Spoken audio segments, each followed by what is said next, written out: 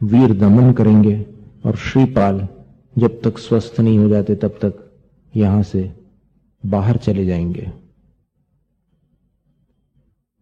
वैसे ही हुआ। माता कुंद प्रभा को बहुत दुख हुआ कि मेरा प्रिय पुत्र, जिसको बचपन से कभी मैंने अपनी आंखों से अलग नहीं किया, सिर्फ गुरु के पास विद्या अध्ययन करने के लिए गया था, तब मेरी आंखों से दूर था, अब मैं कैसे उसका वियोग सहन करूंगी। लेकिन श्रीपाल ने बड़े मधुर वचनों में माता को समझा दिया और माता ने अंत में आशीर्वाद दिया कि बेटे जल्दी ठीक हो जाना और जल्दी आ जाना। तब श्रीपाल बोलते हैं कि माता, जब आपने आशीर्वाद दिया है जल्दी ठीक हो जाना, तो मैं जल्दी ही ठीक हो जाऊंगा, आऊंगा, आपसे जरूर मिलूंगा।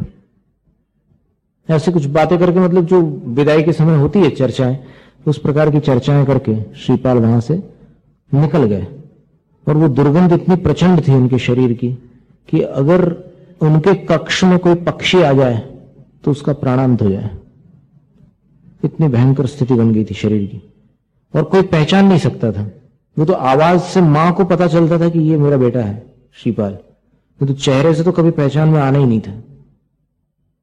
अब ऐसी स्थिति में श्रीपाल ने चंपापुरी का राज्य अपने चाचा को सौंपकर प्रजा के हित में वहां से प्रस्थान कर दिया। और कभी उपवनों में ठहर जाते थे, कभी उद्यानों में ठहर जाते थे, और वहां ठहरकर उनके साथ साथ वो 700 वीर भी चलते थे। अब उनमें कोई छत्र पकड़ करके रहता था, कोई चंवर आसपास डुराते थे, तो सब सेवा तो पूरी बराबर होती थी, सारा वैभव भी था, लेकिन बस शरीर की स्थिति ऐसी थी कि उस सारे ठाठ को देख करके भी कोई अनुमान नहीं लगा सकता था कि ये इतना बड़ा वैभवशाली कोई चंपापुरी का राजा रहा होगा। तो इस प्रकार श्रीपाल अपने साथियों के साथ बहुत समय तक बगीचों में ठहरते रहे और उनका समय उस प्रकार व्यतीत होता रहा। कभी वो गुरु के वचनों का स्मरण करके कर्म के उदय को जानते हुए शांति धारण करते थे। कभी कभी वेदना हो जाती थी तो फिर उनके जो वैद्य लोग थे वो उस पर कुछ उपचार करने का प्रयास करते थे, लेकिन सब व्यर्थ। कोई औषध श्रीपाल के रोग को नष्ट करने में समर्थ नहीं हो पा रही थी। लाख प्रयास करने पर भी श्रीपाल का कोढ़ दूर होता नहीं था।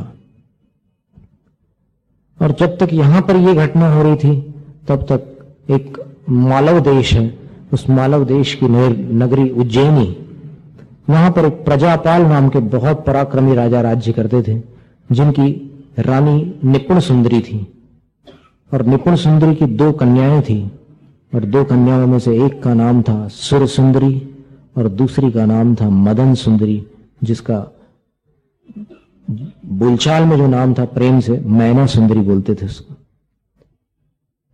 अब जैसे रत्न को रैन बोलते हैं प्राकृत में, मदन सुंदरी वैसे नाम था, तो मैन सुंदरी मैना सुंदरी ऐसा शब्द बन गया था। एक दोहा आपने सुना होगा, जांचे सुर तरु देय सुख चिंतत चिंता रैन। ये रैन क्या चीज है?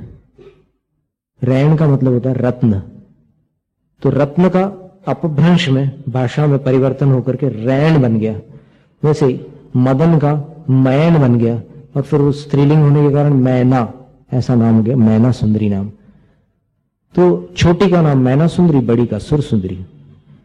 जब ये दोनों राजकुमारियां पढ़ने योग्य हो गई तब इनको भी विद्या पढ़ने के लिए जो इनको इष्ट था उनके पास भेजा। तो सुर सुंदरी ने किसी गुरु के पास पढ़ना पसंद किया, राजा ने स्वीकृति दे दी। मैना सुंदरी ने एक साध्वी के पास, आर्यिका के पास पढ़ना पसंद किया, तो उनको वहां पढ़ने के लिए रख दिया। और जब दोनों पढ़ लिख करके बुद्धिमती हो गई, विदुषी हो गई, तब सब विद्याओं में पारंगत होने के पश्चात वापस अपने पिता के यहां आई। और पिता के यहां आने पर राजा प्रजापाल ने, जिनको पहुपाल भी बोलते ना, उन्होंने देखा कि अब मेरी पुत्रियां विवाह के योग्य हैं। बड़ी बेटी को देख करके सोचा कि इसका विवाह कर देना चाहिए। तो ऐसे ही माने गंभीरता से नहीं, चर्चा में ही ऐसे पूछा कि बेटी सुरसुंदरी, तुम कहां जाना चाहती हो? अब सुरसुंदरी ने जहां से शिक्षण प्राप्त किया था वहां की कुछ अलग मर्यादाएं थी, और मैना सुंदरी ने जहां से संस्कार प्राप्त किए थे वो कुछ अलग प्रकार के थे। तो फिर यद्यपि कन्या कभी वर की याचना अपने मुख से नहीं करती भारतीय संस्कृति में, तो भी उस सुरसुंदरी ने पिता से कहा कि मुझे कौशांबी के राजकुमार के घर जाने की इच्छा है। पिताजी ने बोला, इतनी सी बात है, संकोच क्यों करती हो? मैं तो तुम्हारा पिता हूं, तुम्हारी इच्छा पूरी होगी। और फिर सारा बंदोबस्त हो जाता है, विवाह की तैयारियां हो जाती है, सगाई वगैरह सारी क्रियाएं निपट करके अंत में धूमधाम के साथ विवाह संपन्न हो जाता है। सुरसुंदरी हरिवाहन राजकुमार की पत्नी बन करके कौशांबी की तरफ प्रस्थान कर देती है। फिर अष्टांग का पर्व आता है, तो उपवास करके एक दिन मैना सुंदरी भगवान के अभिषेक का गंधोदक लेकर पिता के सामने रख देती। वहां पर एक सुंदर मेज था, छोटा सा, एक उसको शब्दों में क्या बोलना, एक ऐसा ऊपर में रखने का स्थान था और नीचे उसके पाए थे। तो उस पर मैना सुंदरी वो गंधोदक का सुंदर पात्र, रत्न जड़ित स्वर्ण पात्र को रख देती है। और फिर पिता ऐसे ही उसकी विद्वत्ता की परीक्षा लेने के लिए पूछते हैं कि क्या है बेटी ये? तब फिर मैना सुंदरी बोलती है कि ये भगवान के अभिषेक का अमृत जल है, ये गंधोदक है। तो बोले, इससे क्या होता है? बोले कि ये पवित्र जल है, ये पुण्यवर्धक है, और जब भगवान जन्म लेते हैं तो देवता लोग उनका सुमेरु पर्वत के ऊपर जन्माभिषेक करते हैं।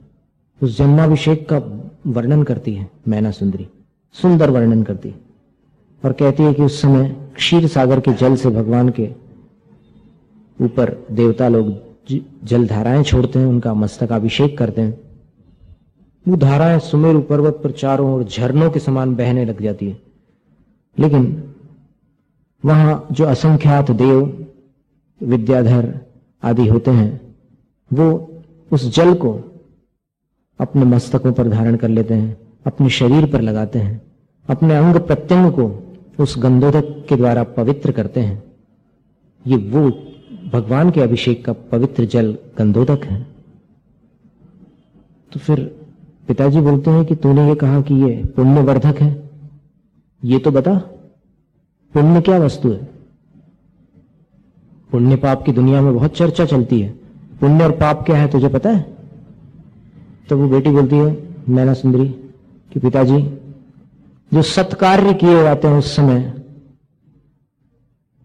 अपने को जिस कर्म का बंध होता है, सत्कार्यों में एक बंधन और फिर दुष्कर्मों में भी एक बंधन होता है। तो ये दो प्रकार के बंधन होते हैं। संसार में जीव कर्मों से बंधा हुआ रहता है, कभी अच्छे कार्य करता है तो सत्कार्यों के माध्यम से, सत्कर्मों के माध्यम से उसको जिस कर्म का बंध होता है वह पुण्य बंध कहलाता है, और वह पुण्य फल देते समय उसको इष्ट सामग्री प्रदान करता है और चारों ओर मंगलमय वातावरण उत्पन्न करता है, वह पुण्य कहलाता है। और पुण्य की प्राप्ति व्रतों से, भक्ति से, दान से और अन्य इसी प्रकार की क्रियाओं से होता है। परोपकार से, करुणा से पुण्य का लाभ होता है। और पाप वो वस्तु है जो पंच पापों से, 7 व्यसनों से, दुर्भावना से, आर्त रौद्र ध्यान से और क्रूरता से उपार्जित होता है। इसलिए पिताश्री, मैंने तो यही सीखा है, माताजी गुरु जो अपनी अरिका माताजी थी उन्होंने मुझे यही सिखाया कि पापों से जहां तक बने बचते रहो। तो इस पुण्यवर्धक जल को आप धारण कीजिए, मस्तक पर लगाइए।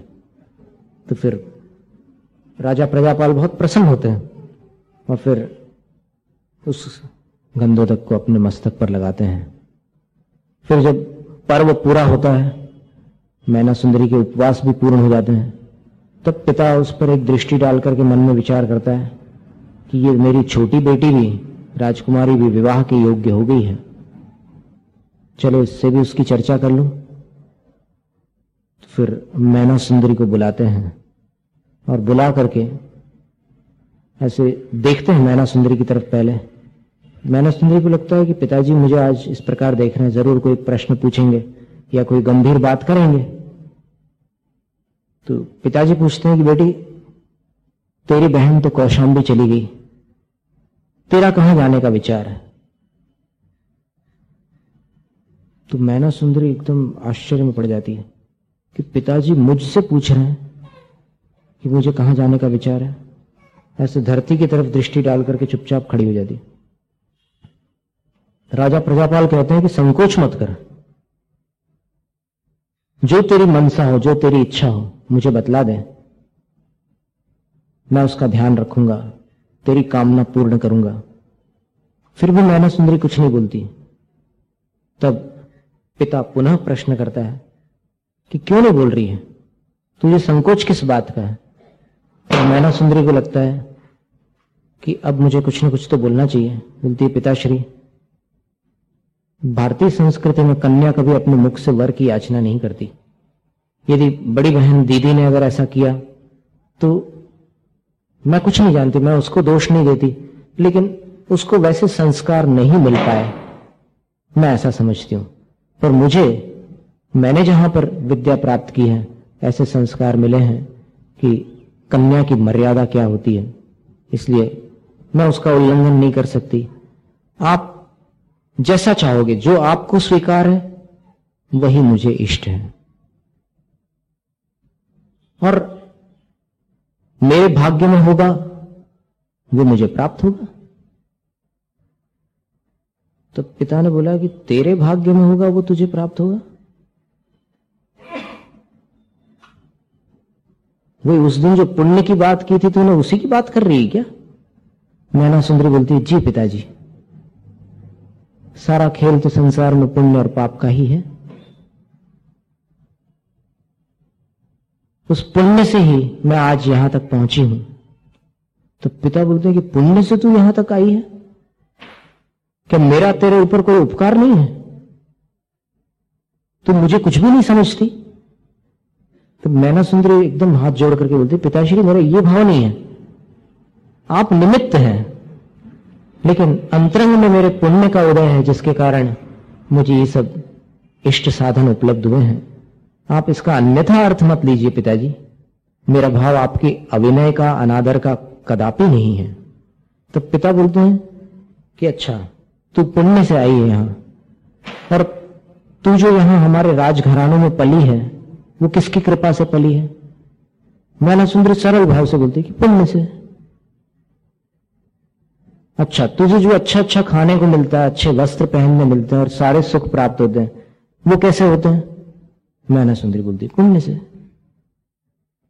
तो भड़क जाते बिल्कुल श्री प्रजापाल राजा, एकदम आवेश में आ जाते, बोले कि अच्छा, इसका मतलब ये हुआ कि तू हमें कुछ नहीं समझती। मैना सुंदरी फिर निवेदन करती कि पिताजी, आप फिर उसका अन्यथा अर्थ ले रहे हैं, वैसा मेरा भाव नहीं है। आपको मैं बता दूं, यदि मेरा पुण्य न होता तो मैं आपकी पुत्री कैसे बनती, ये बताइए।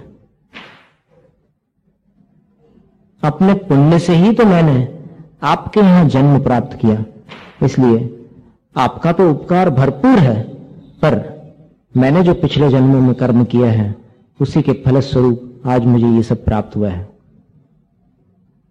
तब फिर पिताजी बोलते हैं कि तुझे जो हम स्वीकार करेंगे वही वर स्वीकार होगा। बोले निश्चित होगा, इसमें संदेह की क्या बात है। फिर मन ही मन ऐसे दांत पीसते हुए अंदर ही अंदर वो शपथ लेता है राजा प्रजापाल कि तेरे पुण्य को मैं परखूंगा,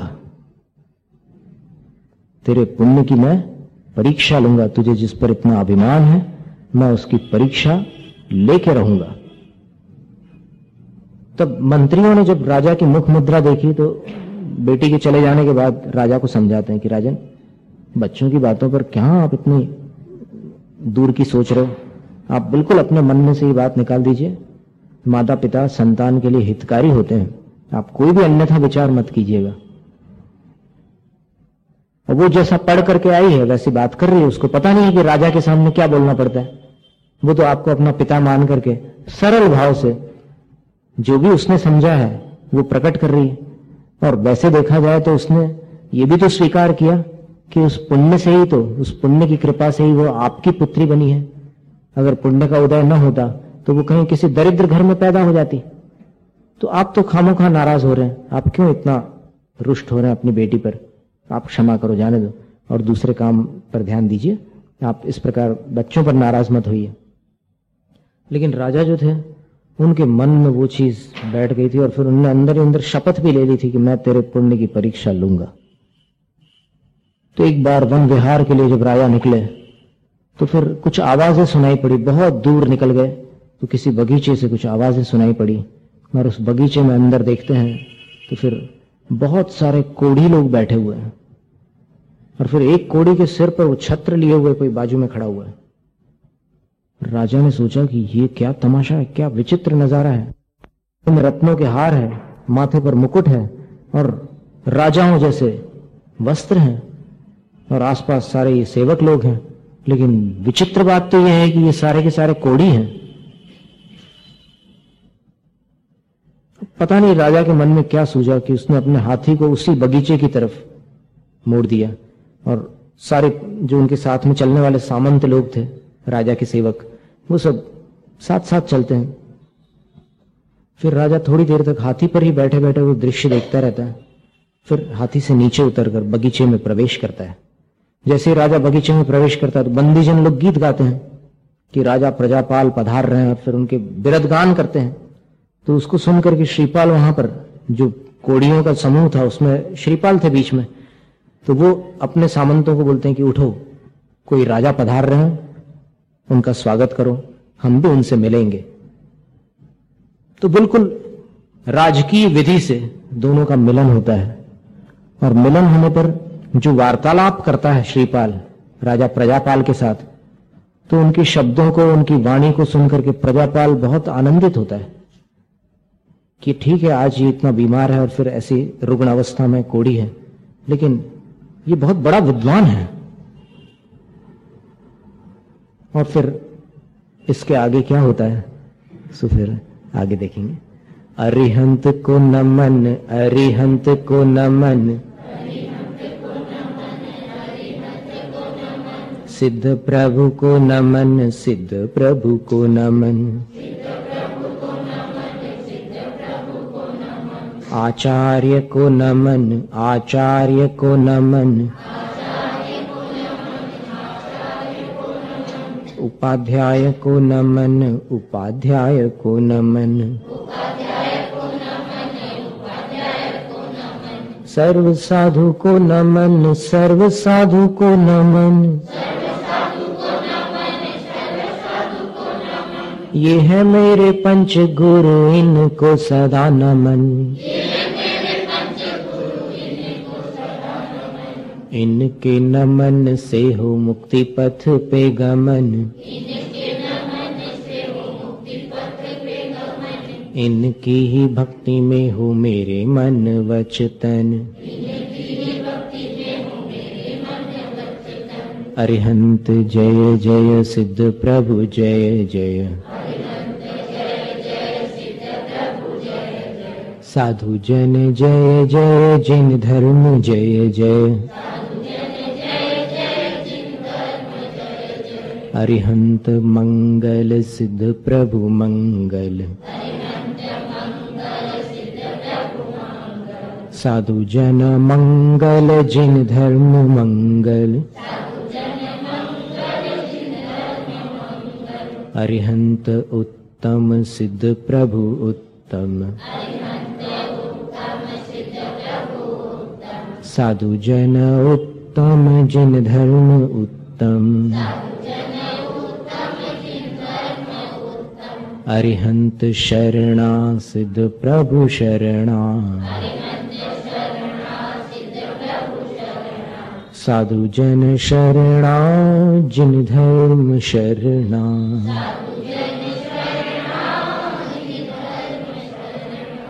चार शरण अग हरण जगत में,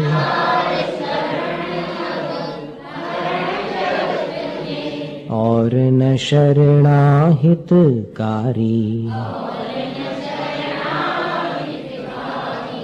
जो जन ग्रहण करे वे होते,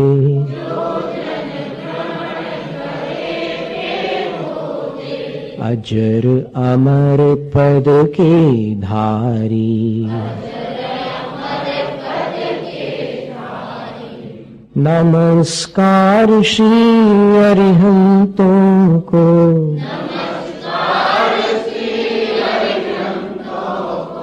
नमस्कार श्री सिद्धों को,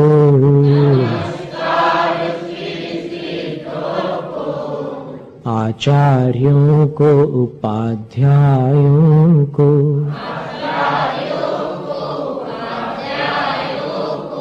सर्वलोक के संतों को। ओम शांति। वांछित फलदात्री चिंतामणि सदृश मात तेरा, वंदन करने वाले मुझको मिले पता मेरा। बोधि समाधि विशुद्ध भावना आत्म सिद्धि मुझको मिले, और मैं पा जाऊं मोक्ष महासुख को।